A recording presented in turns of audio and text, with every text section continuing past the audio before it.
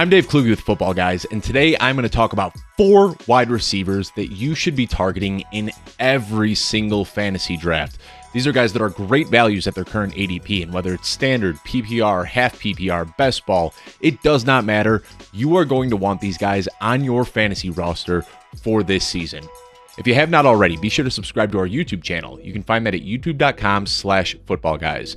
Subscribe there, drop us a thumbs up or a thumbs down on some videos, and be sure to check out all of our full-length shows in addition to these short videos like the Audible, the Dynasty Show, the Mailbag Show, the Dynasty Newsletter, the DFS Power Grid, and so much more.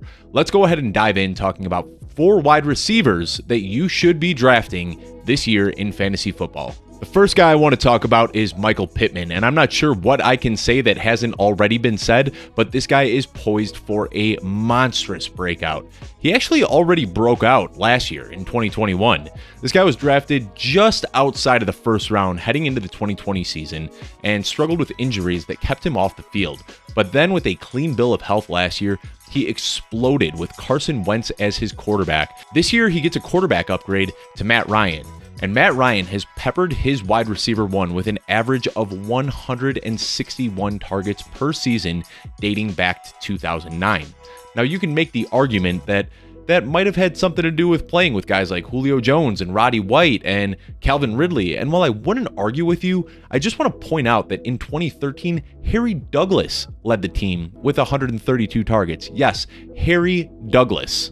There's a lot you can get excited about with Michael Pittman. I mean, this guy is 6'4". His size-adjusted speed score ranked inside the 90th percentile, and he had the 3rd most contested catches last season. He has all of the makings to be a true alpha wide receiver one in the NFL.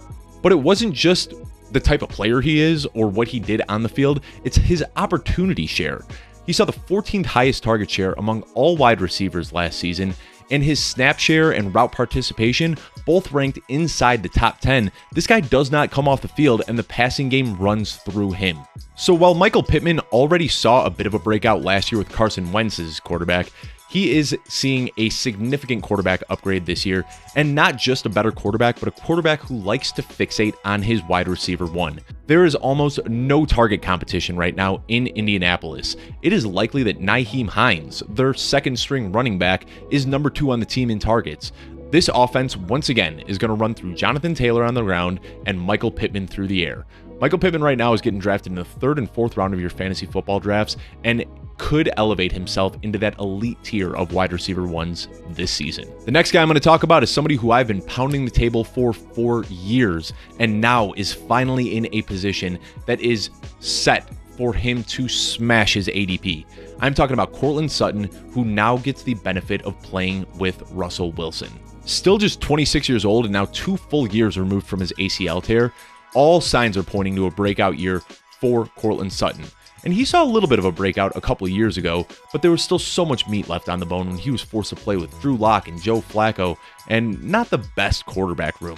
But now with Russell Wilson, he is tailor-made for this type of offense. Despite playing with an injury on his throwing hand last year, Russ Wilson still had the 3rd most yards on deep attempts in the NFL, and that is where Sutton thrives on the field. He uses his 6'3" frame and his agility to run a pretty polished route tree and get open anywhere on the field, but his contested catches downfield are what really separates him from other wide receivers. It seems like just about every single week, Courtland Sutton is doing something highlight-worthy when he is just mossing defensive backs. Per Matt Harmon's reception perception, Courtland Sutton caught a whopping 76.9% of his contested catches last year and only had 1 drop. Much like Michael Pittman, who I just talked about, Courtland Sutton has all of the makings to be a premier wide receiver one in the NFL. He's somewhere around 6'3". Some other sites list him at 6'4", but he is a big-bodied guy with a size-adjusted speed score inside the 85th percentile, but his agility in the 97th percentile is what makes him so much different than a lot of other wide receivers. He is a technician as a route runner, and although he is great downfield at making those contested catches, he's also incredible at getting off the line, getting separation quickly, and getting the short to intermediate targets as well. This guy can do it all on the field and should be Russ Wilson's primary wide receiver one. his first year in Denver.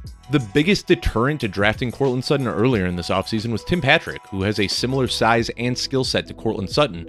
But now with Tim Patrick being out for the entire season with a torn ACL, Courtland Sutton is the only guy that profiles to be that big-bodied downfield receiver. He is another guy that I cannot stop drafting, and you should do whatever you can to get on your fantasy rosters this season. You might recoil when I say this next guy's name because make no doubt about it, he was awful in 2021. Allen Robinson had the worst season of his entire career, but there is so much more to the story that the numbers do not tell. Early in the offseason, there were some contract tensions that actually went back a few years ago, and all of those contract tensions culminated into a complete midseason fallout for Allen Robinson. Where it really started, though, was when Justin Fields took over as the team's quarterback in Week 2. If you recall, Justin Fields was not supposed to start early in the season. He was going to play behind Andy Dalton and develop as an NFL quarterback. But a Week 2 injury to Andy Dalton pushed Justin Fields onto the field a little bit sooner than he was expected. And the lack of rapport between Justin Fields and Allen Robinson was apparent. Matt Nagy kept them separated throughout camp, and they got almost no reps together. In Week 1, when Andy Dalton was healthy, Allen Robinson led the team with 11 targets on a 27.4% target share. From weeks 3 through 9, where Justin Fields was the quarterback, Allen Robinson saw his target share dip to 20.4%. Justin Fields had built up some offseason chemistry and rapport with Darnell Mooney, and Darnell Mooney became the team's wide receiver 1. Then a mid-season injury popped up for Allen Robinson, and it just tailspun from there. He started giving up on routes, he was running at half speed, he was missing blocks, he was dropping catches. It was pretty obvious that he was just phoning in the season, and if I'm being honest, I don't really blame him. 28 years old and heading into a contract season, it would have been foolish for him to go out there and injure himself and miss out on a big payday. And the tensions with the team were pretty well warranted. Allen Robinson wanted a long-term contract, but the team slapped a franchise tag on him the same week that they were whining and dining Kenny Golladay and offering him a huge multi-year deal. So the frustrations that Allen Robinson felt were pretty legitimate. But now, Allen Robinson lands in Los Angeles to play with the defending Super Bowl champions, the Los Angeles Rams. And it's not just a good team, this is the best quarterback that Allen Robinson has ever played with. This guy has had to play with Matt McGloin and Christian Hackenberg and Blake Bortles, Mitch Trubisky. I mean, it is comical when you look at the list of quarterbacks that Allen Robinson has had to play with, and now getting linked up with Matthew Stafford, it's really easy to envision him having a career season. Allen Robinson is younger, bigger, faster, and stronger than Cooper Kupp. And I'm not saying that Allen Robinson is going to take over Cooper Kupp's role, but there's enough meat on the bone in Los Angeles that he can play the wide receiver 2 role and still put up incredible fantasy football numbers. All we have to do is look back at last season. Robert Woods tore his ACL in the middle of the year, but before that ACL tear, Robert Woods was the wide receiver 12 and Cooper Kupp was the wide receiver 1. This Rams offense is very funneled through 2 receivers, so Robinson can take on the wide receiver 2 role and still put up great numbers for fantasy. I don't think it's crazy to expect that Allen Robinson could see 10 to 15 touchdowns this year. A big lofty number for sure, but there's going to be that possibility with the Los Angeles Rams and Matthew Stafford. I understand, Allen Robinson cost a premium draft pick in your fantasy football last year, and he burned you. But it was a terrible situation for him, and things could not be better for him than the current situation he is in. Give him another shot this year, because finishing inside the top 12 wide receivers feels like a lock. You're probably sick of hearing me talk about this last guy by now, but there is still value to be had if you're drafting Allen Lazard. His path to a breakout this year is so clear, and it just seems like it is ready to happen. I know. He really hasn't done so much at this point in his career, and his production hasn't been anything to write home about. But guess what? No wide receiver has ever eclipsed 1,000 yards playing with Aaron Rodgers in their first 3 seasons in the league. Yes, that includes Davante Adams, Jordy Nelson, Randall Cobb. None of these guys were able to pass 1,000 yards playing in their first 3 years with Aaron Rodgers. This is just the way that Aaron Rodgers operates. He likes to slowly build up chemistry and trust and rapport with his receivers until there's an opportunity for a larger role. And now, with Davante Adams and MVS vacating almost 50% of the team's receiving production, there's the opportunity for Allen Lazard to step in. Now, you can point to the players that were drafted this year, Christian Watson and Romeo Doubs. The team also went out and signed Sammy Watkins, but historically, rookies do not produce with Aaron Rodgers. And looking at free agents, there have only been 2 players who have caught passes for other teams that the Packers brought in and Aaron Rodgers completed a pass to, and it's Juwann Winfree and Tavon Austin, a very short list of mediocre players.